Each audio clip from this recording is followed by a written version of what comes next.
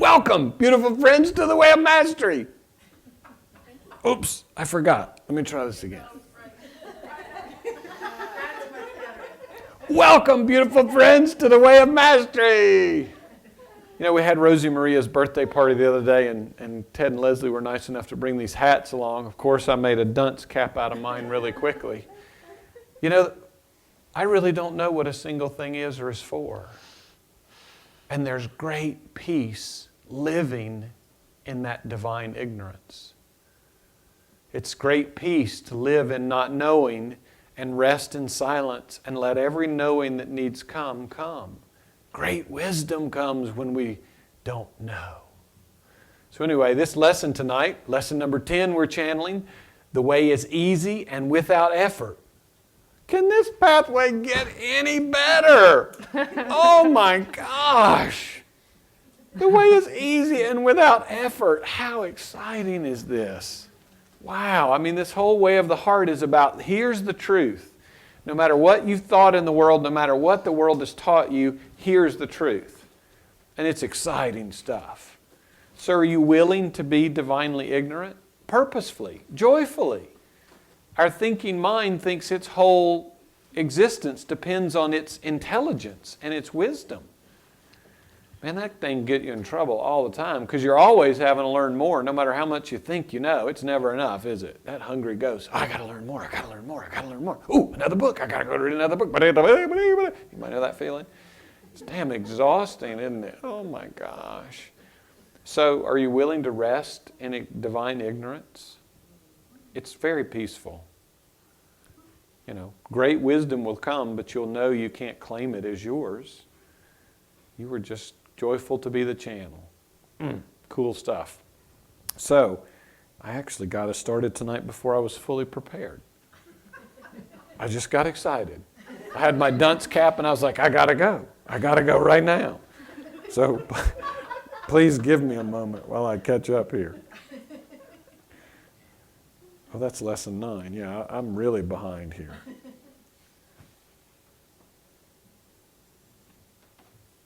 So anyway, somebody suggested the other day I had my hoodie. You know, I wear those hoodies and I had it up and I had my nose on, that we should start an order of the Holy Clown. An order of monks in white hoodies, the order of the Holy Clown. Anybody in for that? Yeah, great. The order of the Holy Clown. Won't that be cool and fun? Yeah. I mean, we'll give monks a whole new name, won't we?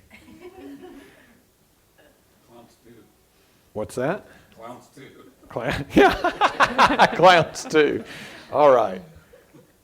So, wow, I wasn't on the ball today. My apologies to everybody. Yeah, you do a great job. Thank you. In my divine ignorance, you know, it's okay. So, the way is easy and without effort. Cindy, you ready for the axioms? I am created as my Father created me to be. I am free, and nothing sources my experience but me in each moment. Nothing has an effect on me whatsoever, save that which I choose to allow to affect me. I need do nothing. I do not live any ordinary moments. With each breath, my experiences are the stepping stones laid before me of God to guide me home. Therefore, I will bring awareness to each moment and allow it to teach me how to forgive, how to embrace, how to love, and therefore, how to live fully. The only relationship which holds any value at all is your relationship with God, your creative source. And the keys to the kingdom: desire, intention, allowance, and surrender. The definition of love: love allows all things, accepts all things, trusts all things, embraces all things, and is therefore transcendent of all things. Okay, number 1 tonight. I am free to admit my divine ignorance. And I'm free to be at peace with not knowing. Wow. I could feel the room kind of go, oh, that feels good, doesn't it? I am free to not know and be at peace, rest in peace in my divine ignorance. Wow. I think you might cry on that one. I feel a tear welling up over there. Number 2, I need do nothing. And you could actually add, I need know nothing. We were talking about that Sergeant Schultz, remember from Hogan's Hero? I know nothing. I know nothing. It's a nice place to be. But it's not about knowing nothing like you're pushing away. It's about abandoning what you think you know and resting in the emptiness so that you can be revealed to and through. So be careful, because we can create a whole identity around, I know nothing, I know nothing, I know nothing. All of a sudden you're blocking wisdom coming through you because you're too busy denying that you know anything. So you know nothing, you set down that which you thought you were so that love can express to and through you. Number 3, these are the stepping stones laid before me of God to guide me home. When Yeshua was working with me on that, I said, well, I recognize my fear about stepping to the next stone. And he said, well, you got a choice. You can continue to be at fear, and you know how we'll all get one nice revelation or something and we'll want to stop right there, certain that we've seen all there is to see. Or we learn something and we're like, okay, I want to stop right there. We actually don't keep moving. So he said, recognize where you think you are. You would say, this probably isn't the kingdom of heaven. It's not my lived experience. So I clearly have some more stepping stones to go. So I started saying, okay, he said, your responsibility is your willingness to pick your foot up, because I wanted to know what the next stone was. Anybody else want to know what the future is? Anybody else go, I want to know what's coming. I want to know what's going to happen. What's that going to be like? What's that going to feel like? Of course, I tried that too, and Yeshua said, well, you won't know till you take the step, then will you? He said, will you trust me that I will have the stone there, and I can assure you I can put them in your pathway quicker than you can step. So rather than stepping with such timidity and such fear, I began to run. I began to run towards my fear. I began to run knowing, trusting that He was going to lay all the stones before me. And I never could outrun Him, of course. But the point is, are you moving into those stones with willingness and openness? Or are you leery? I'm not sure what's next. I don't know what's expected of me. There might be loss. There might be fear. There might be whatever. I would encourage you, if it's the pathway home to God, even if there is a hiccup on the next stone, well, get on with it. Any fear is just the ego trying to put the brakes on and slow you down. So get on with it. Tell your guide, I'm going to start running. So you better be ready and start running. And let the stones that need to come, come. Number 4, the only relationship which holds any value at all is God, your creative source. We really like to think that we're our own creative source. Not true. That's one of the things we have to let go of, is that I'm the maker and doer of me. There's one creative source. It's like in the world, we have these intellectual property rights to try and protect ideas, like they're mine or they're yours. Funny, there's only one mind. So there's only one source of all wisdom, all ideas, all inspiration. They all arise out of the one Christ mind or mind of God, whatever you want to do it, whatever you want to call it. But funny how we want to get one of those and then say, that's me, and protect it. So when you get truly in relationship with your creative source will want to bestow you all of creation. That's God's only desire, to give all of itself to all of itself. When you open beyond this whole idea of possession and making God's intellectual property, God's wisdom, God's being, yours, and using it to compare with everybody else, just know you're getting one drop and you're turning the tap off. Because you're trying to take a part of that wisdom, that creative source, and own it as your own, and create a separate identity out of it, so you turn the tap off. When Yeshua talked about thy will be done, he was like, well, dude, pour it. Pour the wisdom through me. Pour all that love is through me, all the power, all the grace. And then when miracles came, he said, why do you call me good? He didn't try to claim that as his own. What he claimed was that he and the Father were one, and that he was the perfect channel through which love flowed. So just look where you're holding identity, possession around your intellectual property, or what you would call wisdom, or what you would call your skills. And of course we want those because we want to deploy those skills in the world for my benefit. Anyway, there's a lot of energy around that. If you release into that and you truly get into relationship, which is one relating, not I've got my knowledge and God's got his knowledge kind of thing. You get in truly in relationship where everything is given and everything is shared. And you'll come to experience that it's already given. It's our crazy idea of possession that is blocking all of that out of our awareness. Love allows all things, accepts, trusts, embraces, and is therefore transcendent of all things. So if you're trying to be in a condition of love, but you're not allowing all things, and that, by the way, means all things. That means the things that haven't even been come yet. That's your unconditional openness and willingness. That's not, I allow the things that seem to come and go the way I want to be love. That's saying I allow all things, meaning you drop your ability to reserve the right to stop something, to not allow it, to resist it. Even that which hasn't happened.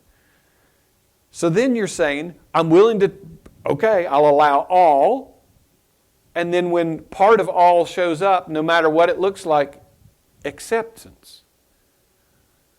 Then you trust, whatever it is, there's a very good reason for this, embrace, and it's only therefore that love is transcendent. And there's a lot of energy, especially in Course in Miracles, about transcending the body, because the body's not real.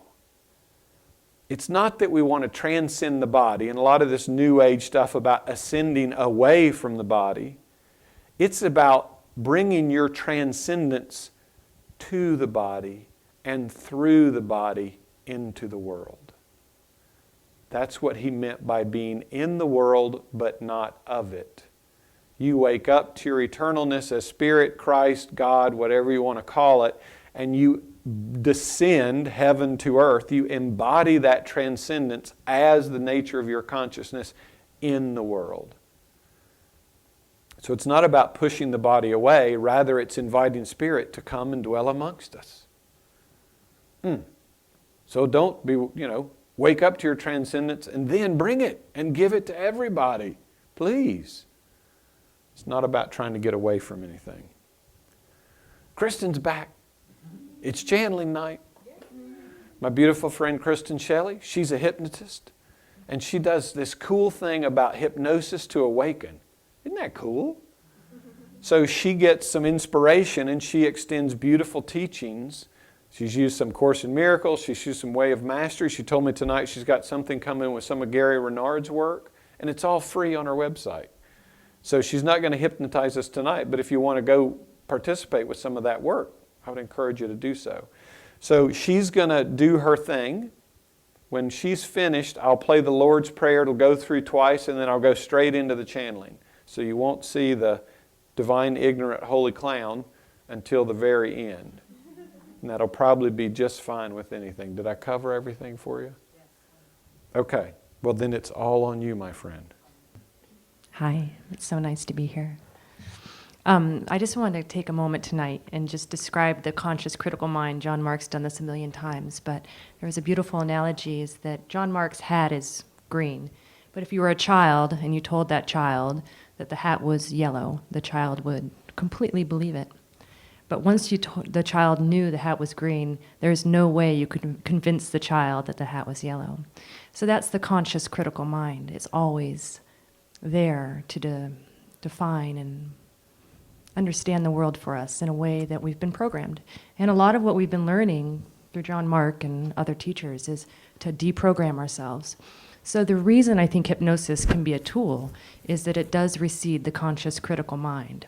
And so I invite people to experiment with that idea of doing deep prayer work once you're in a deep state of meditation, listening to audios at that point. Because we all have that open, awake, aware mind that can just receive and learn just like a child. So we've been taught many, many limiting beliefs. So that's my contribution. It's what I know. And I'm glad to be here. Thank you. So, having said that, if everyone would get ready to participate by getting physically comfortable. And I'd like you all just to put your eyes somewhere comfortable. Focus your eyes somewhere comfortable.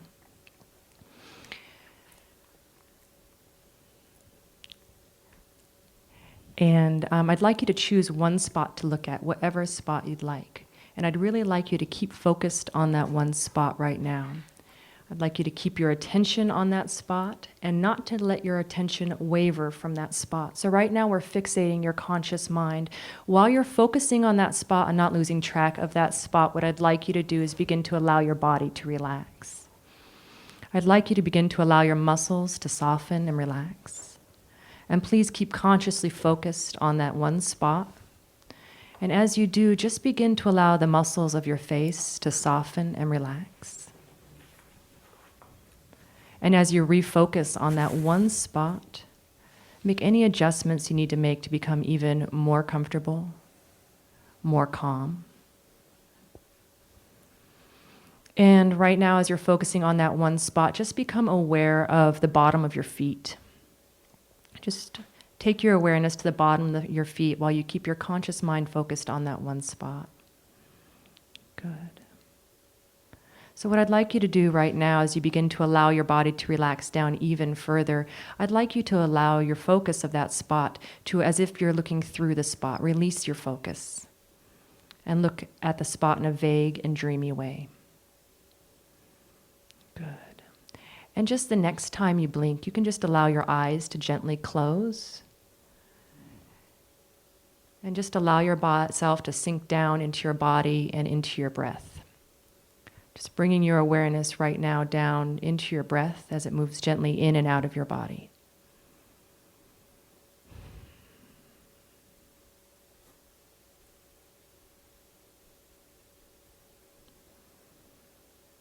Good.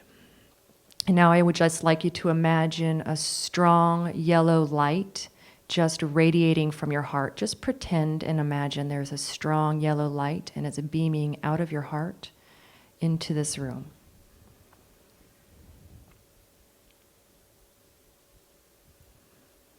Good. And I want you to imagine that this whole room right now that we're sitting in is filling up with a white light. Just imagine and pretend this whole room is being filled and infiltrated with a white light.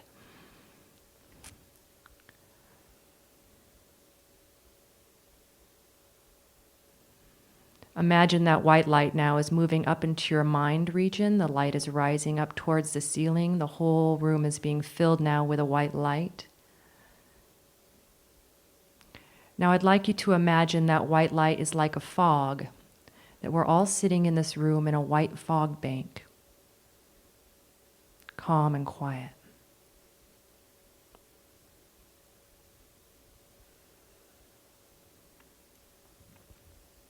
Good.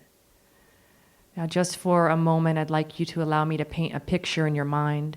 What I'd like you to imagine right now is that you are by a lake. And I want you to imagine that you are about to jump into this lake with abandon and joy. The sun is reflecting off the water.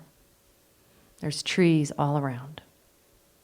And you are about to splash into this wonderful, cool, refreshing water. And now just see yourself swimming and swimming out in that beautiful lake. See if you can imagine the cool water on your body and the sun on your head.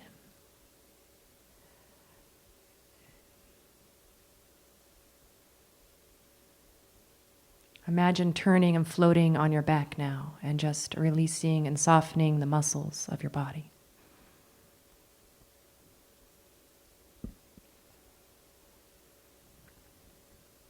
Just enjoying the vision of a summer day out on a lake.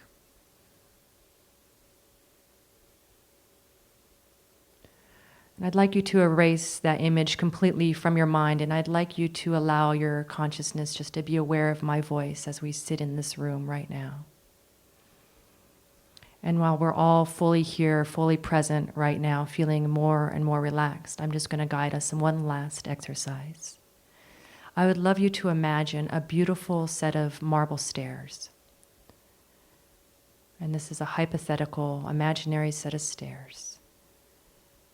And I want you to imagine they're quite heavenly, and they lead right down to planet Earth. See yourself at the top, noble, strong, beautiful. Just see yourself holding on to the beautiful banister, angelic. As I count down to 15 to 1, just allow yourself to gently sink down to that place inside that's very private and quiet. That place inside where only you can go, that place inside yourself. So all you have to do is picture yourself stepping down these beautiful marble steps, and maybe you'll find yourself sitting in this chair right here at the bottom of the stairs. 15, and seeing yourself step down to 14. 13, 12, further down. 11, 10, just settling down. 9, and 8, just beginning to relax, calm and relaxed. 7, further down. 6, and 5, and 4, and 3, stepping down now to 2, and 1, and 0, and just stepping down inside yourself, just relaxing down completely right now, calm and relaxed, receptive, no need to judge or think, just receive. WOM, the Boshmaya, Nita Kadash Shama, Tete Malkuda, Neve Sivinach, Akina, the Boshmaya, O Baraha, Haulan, Lachman, Zunkanan, Yamana, Boshwoklan, Halpin, Akina, Daphanan, Shwakin, Il Hayabain. Ula talan el mission, el pasan membisha. Met hal de lachim el kuta, uhaila, utish bhakta. La alam, amin, amen. Abunde boshmaya Nita kedash shama Tete makuta Nwere savianek Kanada boshmaya of Baraha How long lachmad sunkan yamana Washwoklan habein Aikana dafbanan Shwaken el hayabein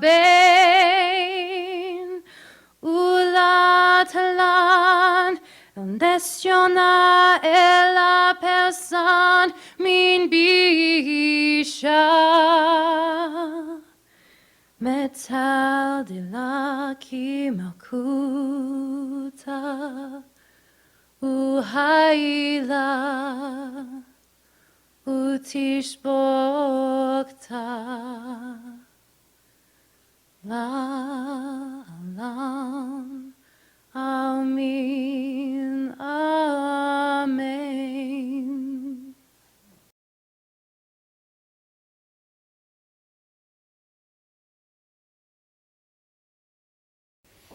Cool. The way is easy and without effort.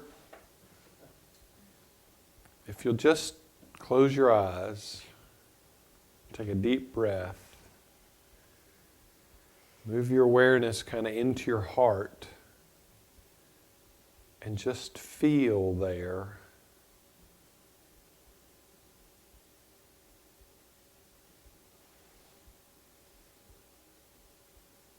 You'll feel a piece of your being recognizing that that is indeed the truth. I invite you, I welcome you to begin living from that knowing, that peace, rather than the incessant chattering mind that's always trying to become and study and learn and yada, yada, yada, yada, yada. The chattering mind did its job. It got you to the point, without fear, of being willing to turn within and acknowledge, yes, this is true, it is within me, and I claim it as my own. And to do that without fear. So you can thank your ego for millennia's worth of work or whatever, but you don't have to follow it anymore, unless you choose.